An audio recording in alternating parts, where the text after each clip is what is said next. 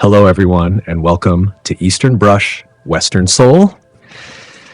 On this channel, we love sharing our passion for traditional Eastern ink art and exploring fascinating stories through ancient books and illustrations. Today, let's dive into the intriguing history of the complete illustrations of Liaozhai, a vividly painted series of illustrations depicting stories from Liaozhai Zhiyi, or Strange Tales from a Chinese Studio, a renowned collection of short supernatural tales written by Pu Songling during the Qing Dynasty.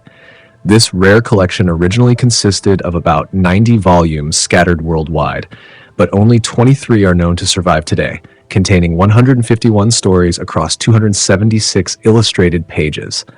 The most complete set, with 17 volumes, is housed at the Austrian National Library. Another volume is preserved at the Martin Bodmer Library in Geneva. Remarkably, a few individual volumes have appeared at auctions in recent years, fetching tens of thousands of dollars. Research suggests this collection is the earliest known illustrated adaptation of Liaozhai, bridging a significant gap between its manuscript era and later published editions. Its pages combine intricate artwork on folded pink gold paper with the original text of Liaozhai Zhiyi, beautifully bound with song brocade covers and wooden boards. Stay tuned as we explore more about the stories behind this masterpiece and the life of its author, Pu Songling, also known as Master of Liaozhai. Whether you're here for the art, the history, or the supernatural tales, we hope you enjoy this journey through time.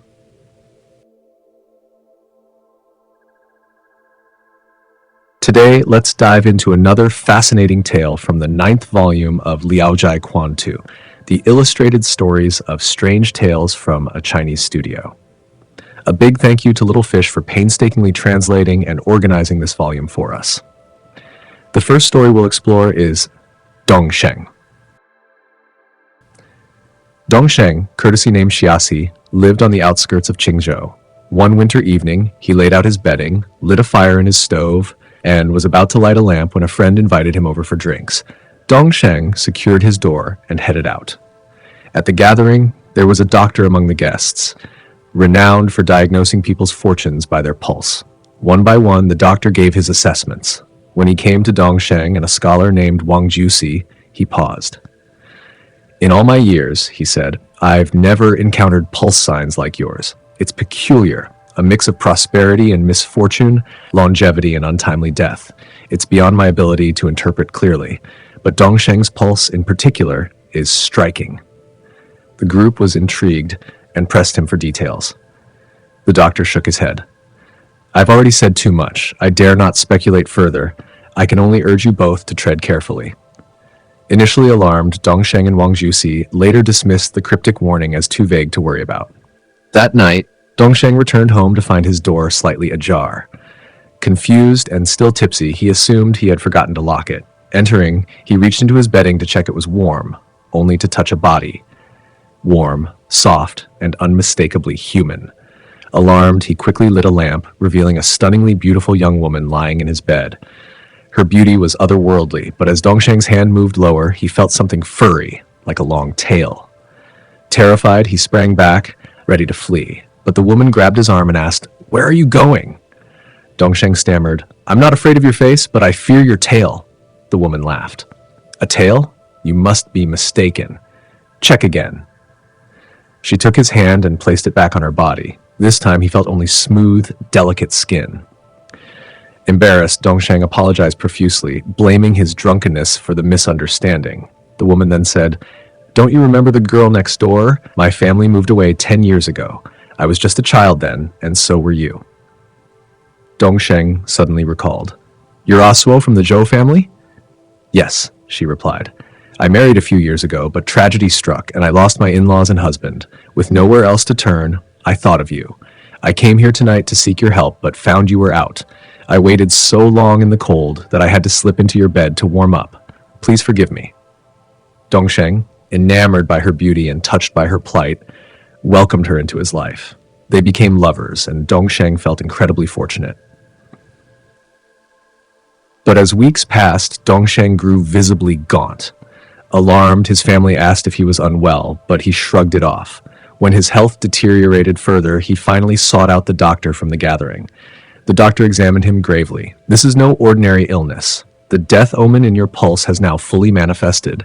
I'm afraid there's no cure." Desperate, Dongsheng pleaded for help. The doctor reluctantly gave him a prescription and warned him sternly, "Avoid women at all costs." Dongsheng returned home, determined to follow the advice. But when the woman approached him that night, laughing and teasing as usual, he pushed her away. "Stay back. You'll be the death of me." Offended, she snapped, "You dare reject me? Do you think you'll live without me?" That night, Dongsheng had a vivid dream of being intimate with her. He woke to find himself drenched in cold sweat, his vitality further drained. A few days later, he coughed up blood and died.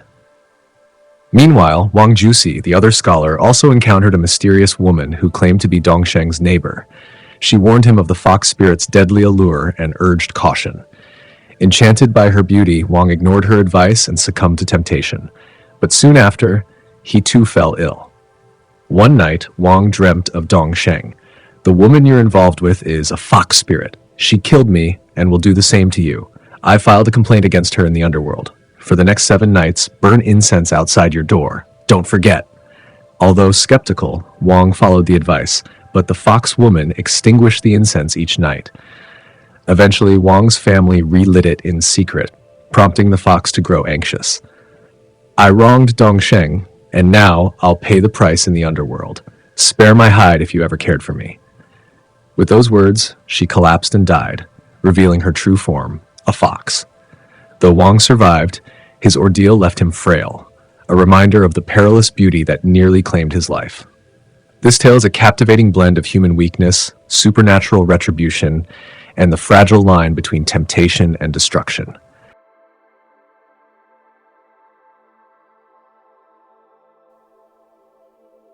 The Tale of Judge Lu. Once upon a time in Lingyang, there lived a man named Zhu Erdan, nicknamed Xiao Ming. He was a free-spirited, bold man, known for his daring personality. Unfortunately, he wasn't the sharpest tool in the shed. Despite burning the midnight oil with his studies, he had yet to make a name for himself. One evening, Zhu was out drinking with some scholarly friends when someone jokingly dared him. "Zhu, you're famous for being fearless. How about this? Go to the Ten Kings Temple at midnight, grab the judge statue under the left corridor, and bring it back here. If you do, drinks are on us." Now, this wasn't your average temple. The statues of gods and ghosts inside were carved so lifelike that they sent shivers down anyone's spine. The judge statue in the east corridor was especially terrifying. Green face, fiery red beard, and a ferocious glare. Rumors swirled about strange noises at night, screams and the sounds of ghostly interrogations. No one in their right mind dared go near after dark. Zhu, however, laughed, downed his cup, and strode out without a word. Not long after, the group heard him yelling from outside the door, "I've got the big red-bearded judge."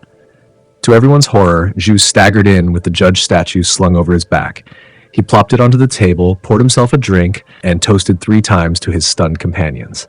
Terrified, they begged him to return it. Zhu obliged, but not before pouring some wine onto the ground as an offering. "Great judge, forgive my rude jest. My home's nearby, so if you ever fancy a drink, just drop by. Don't let the whole man and ghost divide stop us from being friends." With that, he hoisted the statue back and disappeared into the night. The next evening, Zhu's friends kept their promise and treated him to drinks. Zhu drank deep into the night, returning home drunk as a lord. Still thirsty, he lit a lamp and continued drinking alone. Suddenly, the door creaked open. Zhu squinted. There stood the judge himself, alive and well. Zhu bolted upright. "Oh no, I'm done for. You've come for my head after last night's foolishness, haven't you?" But the judge's red beard twitched as he laughed. "Relax, you invited me for drinks, remember? Well, here I am." Zhu's fear turned to delight. "Excellent. Have a seat, my good sir." He rushed to clean the cups and prepare the wine. The judge waved him off, saying, "No need to warm it. Let's drink it as it is."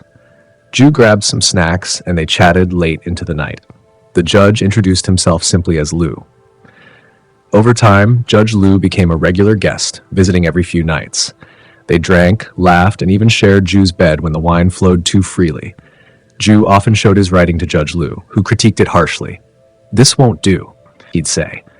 One night, after Zhu had passed out from drinking, he woke to a strange sensation in his gut. Opening his eyes, he saw Judge Lu sitting by his bed, calmly organizing Zhu's intestines as if untangling rope. "Judge Lu," Zhu stammered. "What's going on? Are you trying to kill me?" Lu chuckled. "Relax, I'm giving you a new heart. Yours was too dull, it's why your writing lacked brilliance. I went to the underworld and found the sharpest heart to replace it. Trust me, you'll thank me later."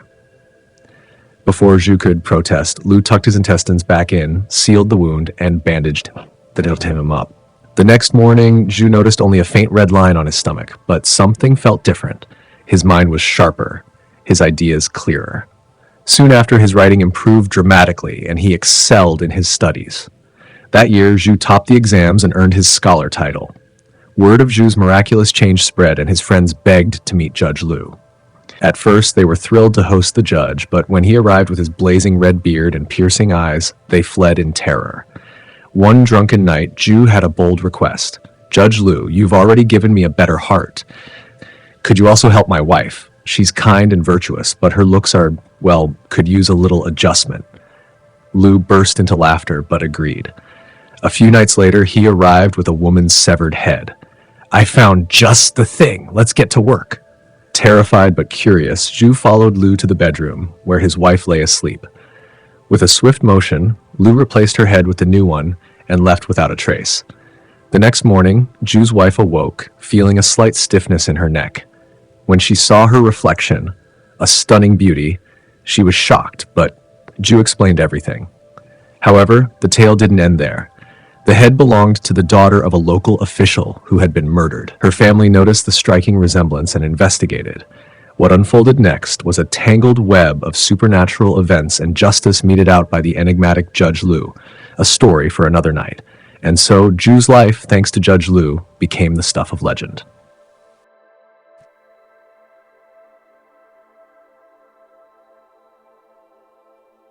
To conclude the 9th volume, thank you all for joining me on this journey. If you enjoyed exploring these treasures of ancient books and Eastern ink art, don't forget to follow Eastern Brush, Western Soul, a channel dedicated to sharing the beauty of classic works and traditional Eastern paintings. See you next time.